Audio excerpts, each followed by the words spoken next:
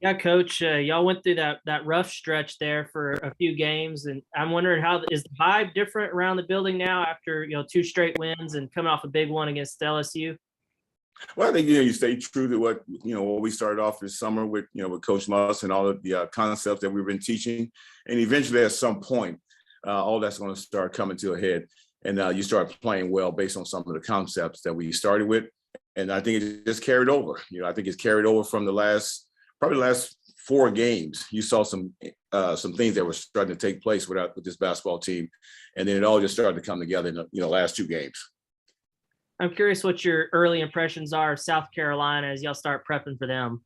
Well, they do go small on occasionally, and those guys are all creators off the dribble. They can create shots, can make some shots, and they're a big team, which now going to be a team that's going to, with shot goes up, they're going to get to the glass. You got a flyer in Brian, who's Keyshawn Bryant, who's going to be on the perimeter. But anytime there's a shot or a drive to the basket, he's chasing that ball to the basket. So we got to rebound the ball. We got to take care of the basketball to not give them opportunities to score. No different than what on any basketball team you're trying to get done. Bob. Hey, Keith. I know it can be hard to compare scores, but Vanderbilt comes here and wins, and then they go back home, and South Carolina goes into national and beats them. Is that something? Just what do you think about that? And I guess what does that say about the SEC's balance? And do you talk to your team about that? Well, yeah, but sometimes it's hard to look at another team and see what they did against another team because all the personnel is different. I've tried to play golf and I never can get the ball in the same place every time I go out and tee off, or hit a 7-iron somewhere. I know where I want to get it, but I can't always get it in that spot. So you kind of just got to focus on what you got to do for that next opponent that you're going to play against. Because I think a lot of times your team and that team are completely different when you watch them play against someone else on television. And then last week you just beat Missouri, you win by 44, and then you go and have a huge comeback win at LSU. Do you have to guard against I guess a letdown, or especially with a quick turnaround? It seems like it's just a couple days to come down from the high of that LSU. And how do you handle that? Well, we shared with the team yesterday that what do you think South Carolina is thinking? Hey, here's a team, Arkansas, backs against the wall. They had a big impressive win against Missouri. They eventually went to LSU and they won. So South Carolina is probably saying the same thing from a teaching standpoint. That team, we can do the same thing they did. We can come in here, they on the basketball high for the most part, and the same thing can happen. So do you talk to your guys about that, or how do you handle that? Oh yeah, you just keep focusing on what you got to get done. Here's a team coming in that's going to be desperate, a team that has their back against the wall, and if you don't go out and try to impose your will on the game, you can allow this team to play with you and allow this team to because they don't care what you just did. It's all about what you're going to focus on getting ready to play in this game here. And then do you have an update on Kamani Johnson with his ankle, his availability for this game? Yeah. Now he's working hard with the trainer, with Matt Townsend, trying to get himself ready. Won't know anything until we go to shoot around go to practice this morning, and then eventually get to this afternoon. And then obviously watching what he does, because he's going to do a little bit more on the floor today. So with the trainers, and then we'll see where he's at by the time we get ready for the game. Okay, I might have a couple more, but I'll turn it back to Mike. Thanks, Keith. Mm-hmm. Nate? I guess Stevenson, the leading scorer, just kind of what kind of a player is he and what kind of support does he get? And we showed him on film and yesterday, and just showed that this kid can create off the dribble. He has a long range game, which is 3-point. He can get to the basket, and then he also can. He's very crafty off the dribble. So he has a chance to make plays and make shots. You got to be careful with him, because as he's running down the floor, he can get his 3-point game going. You got to find him at all times. I guess Reese is our other leading scorer, just the kind of player is he. Yep, same thing. 3-point shooter. He had a break.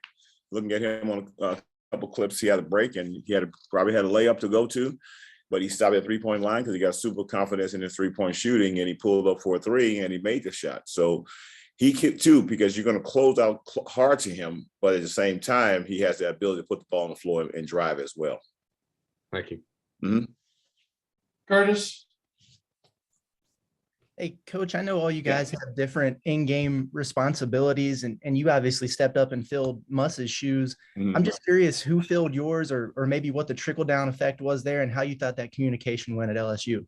Yeah, I think the one thing when someone moves over, I was out sick a little bit with some COVID, and someone stepped in my gap. So the way it moved over, Coach Ivy had surgery. I moved over one seat. Gus moved over one seat. Clay moved over one seat. So it just kept moving over a seat, But our responsibility during the course of a basketball game stays pretty close to the same. And so the way that it's set up here, we all have responsibilities daily. And each guy is ready to fill into that spot because, when you incorporate recruiting in that, sometimes one of us is not here because we're out recruiting. And so someone fills that gap. And then JD is obviously so important to you guys from a scoring standpoint. How'd you feel like the team handled those stretches where he was out with foul trouble? And then when you're in those situations, who do you look to score?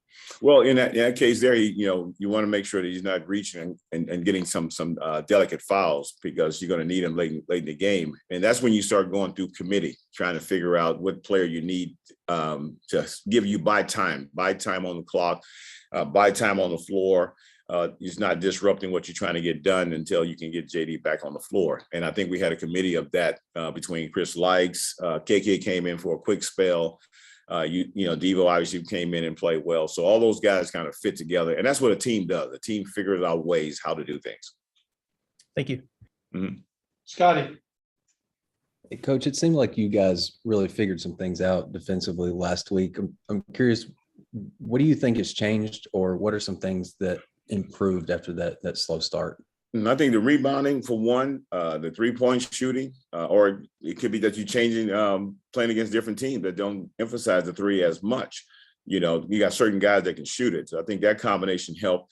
But I think a lot of the concept that, that Muss has instilled here and what we worked on so much leading up to the last 4 games, I would say, guys start being in a position where they're supposed to be. Guys going to blockouts. We say block out when you're on perimeter, you don't go into the paint to rebound. You go to an elbow ready to chase a ball down or block a guy out from there. Shot goes up, you step to your guy first. You seek him, and then you box him out. And I think all that stuff started coming together for us, and we hope that this team can continue to do that. Do you feel like any player in particular is maybe hitting their stride defensively, or maybe just getting it more than they were in previous games? I think more than anything, you want to make sure that, and the coach can tell you this as well, you want to make sure your team is developing defensively and offensively, because if you just kind of wait for your offense or one player to develop on either side of the ball, well, it's still a team game. So you got to just make sure the entire team is developing and growing. And I think that's what happened over the last 5 games or so, 4.5 games. Bob, you got a follow-up? Yeah, Keith, we all saw Devo go down, lose his tooth, and then I guess he came out briefly and then went back in, and we saw on Twitter, I guess he got it fixed. What do you think about that play? I mean, if I lost a tooth, I'd probably be, I'd be done for the day, I think. What do you think of how he handled all that? I guess the toughness he showed and dealing with that. Well, you guys have been around Devo longer than I have, and you know how he competes, and he's a competitor. And I asked him that question of how do you when you fell, you decided that your face was going to be the first thing to hit the floor. And he had a conversation. He said, I didn't want to take all the brunt of the fall with my wrist. Now, how do you think that in the middle of a fall like that, a tumble like that? But that's what he was thinking, that I would just take it with my face and not embrace myself. So, but he's a competitor. He wanted to play, and was able to just bring the tooth over, hand it off to Matt, and then got back in the game. Do you know, did they put that tooth back, or is it a fake tooth, or do you know what I'm smart, but I'm not sure. I wasn't at the dentist, so I don't know what they did with it. Okay, I'll try to check on that. And then Stanley, he's obviously a scorer, but I know Eric had talked about how he needed to rebound more, and then he got 6 boards in limited minutes. What'd you think in 8 points? What'd you think of his game the other day, and especially with his rebounding? Is that something maybe he can build on? Maybe he just kind of got hey, I better rebound if I want minutes. Well, if a coach is telling you, and Coach Muss has told him this, hundreds of times, and every other staff member as well, for you to have a chance to be productive on the floor, you got to rebound. you have to go pursue the basketball. And I think in the last game or so, he did that. And for a guy that plays a position between a 4-3, one of the key components to any of those guys playing those positions, they have to rebound the basketball.